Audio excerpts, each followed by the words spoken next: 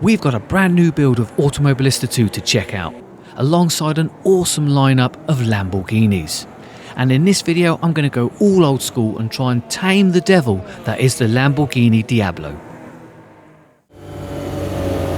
So here we are out on track, and we are at the wonderful Road America circuit, racing the AI, as we check out the very latest build of Automobilista 2, which currently sits at version 1.6.8.1. Hey, nice and catchy.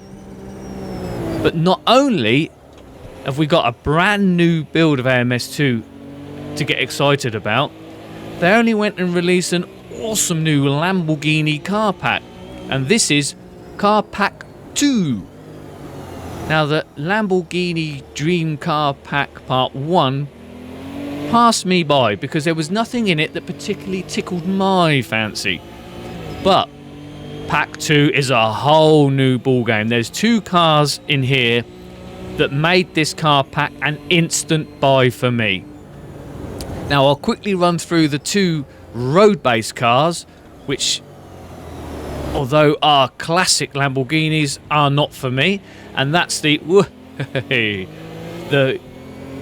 vintage supercar, which is the Miura, and we've got the very latest hypercar, which is the Rivalto.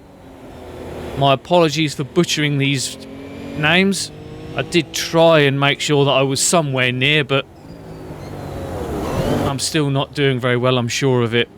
And that one goes into the modern day hypercar class, but it's the two race cars that really got my juices flowing.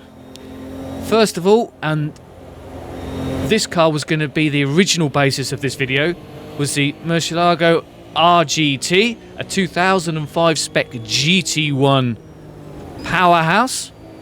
But unfortunately, there's only 6 liveries, which means you can only race with 6 cars, and there is no other cars in the 2005 GT1 category yet. Now, they have said that that's going to change, and it will have a lot of competition very quickly. So I'm assuming there's going to be plenty more GT1 based DLC as the year comes to an end, and I will revisit that car once it gets a little bit of competition to play against. I did make a quick short about it. You can find that video via the link in the description. So the focus of today's video is all about this, the absolutely brilliant Diablo SVR, a stripped down race spec version of the 90s road car that was used for the Super Trophy one make series that ran between 1996 and 1999. And this thing is absolutely superb. It looks awesome with its angular 90s look. It sounds amazing with its 550 brake horsepower V12.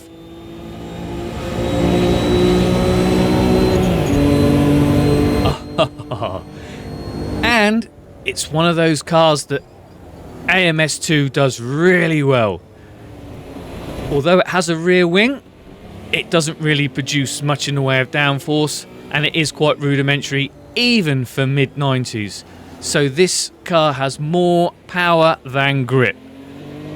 And AMS2 and the Madness game engine do this so well. This plays right into their wheelhouse, and this car does not disappoint.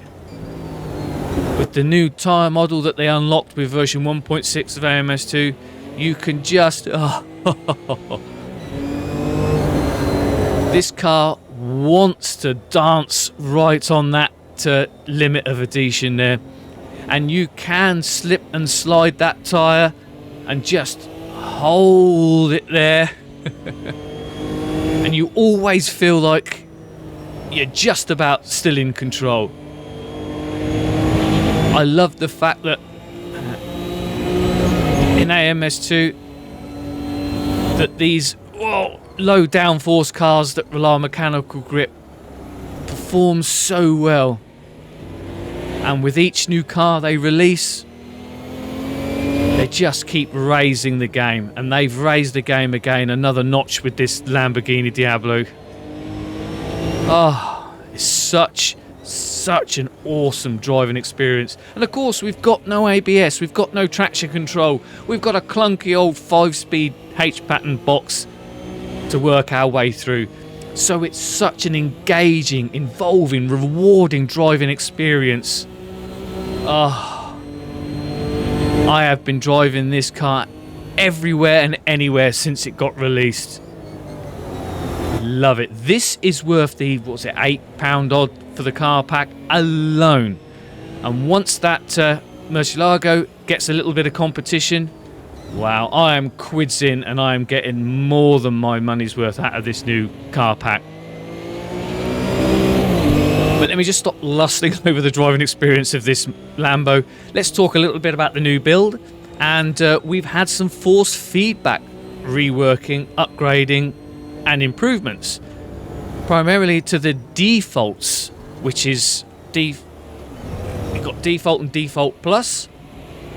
Now before, I used to get, and this is based on a Asetek Prima direct drive wheel, there used to be a little bit of noise here and there that couldn't always be explained by what the car or the track was doing. And it was, I don't know, you just was aware it was there. It wasn't distracting or off-putting or annoying, but you were aware of this little bit of noise, I don't know, a little bit of distortion of the signal or something just coming through. Just felt a little bit grainy sometimes. But with these new reworked force feedback profiles and presets, that's gone now. The image is so much cleaner, so much sharper. But at the same time, they've retained all of the detail that you had before. And it's really very responsive. You know, they send you just the right amount of information at just the right moment in time to better know exactly what the car is doing in relation to the track. And it means that it's such a rewarding experience to drive a car in AMS2. It really is, especially for those that are on the more casual end of the spectrum, that are looking for, you know, as much immersion as they can get from their sim racing experience. And I think this is, oh, this new reworked force feedback has just helped take that to another level. Talking about immersive and being involved in an experience, the AI have had a rework across all cars and car classes, and you know what? They are pretty good. I think AMS2, since about version 1.5, have had some really good AI.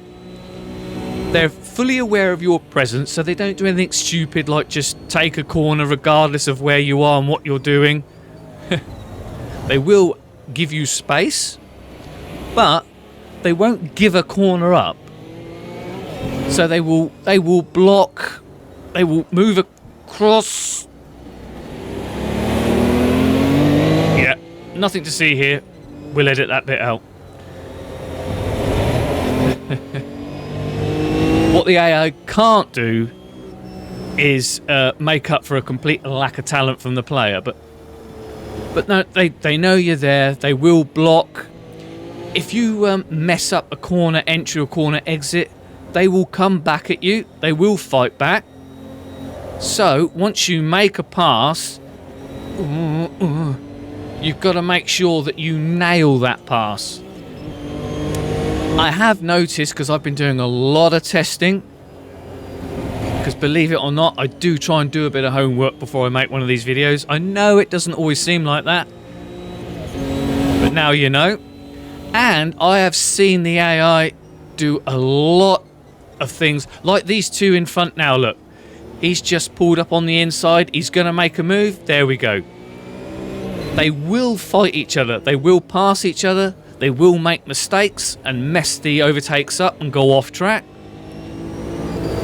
Do they get stuck in an AI train? Yes, they do. And those moments where they overtake, where they fight, where they make mistakes is a little few and far between. But come on, if we're being honest, what sim racing title has completely natural, unpredictable AI? I don't think there's one out there. But I'm telling you what, I like the way the AI race me. I like the fact that they move about, they do jink about, and you will occasionally see them pull off moves. It feels as natural and realistic as you're going to get with an AI race, but it provides the level of immersion and the experience that I want from a sim racing title when I'm racing AI. If you want madcap, unpredictable racing, well, that's what we go online for, because that's what you will get in bucketfuls. Oh, here we go. Oh, yeah. I tell you what, it's just so good. I love it. AMS2 towards the end of 2025. Ryzen have really been knocking it out the park. On the graphics front, they've added a new Anti Aliasing. Oh, do you know what? I'll give up trying to say that word. You know what I mean. In the form of TAA, which is a little bit less hard on your GPUs and CPU setups.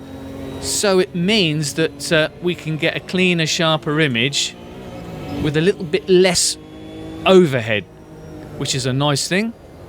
So those of us who don't rock 5090s with, I don't know, 24 core CPUs, we can still have a fantastic experience with AMS2 looking as crisp and as beautiful and as sharp as ever.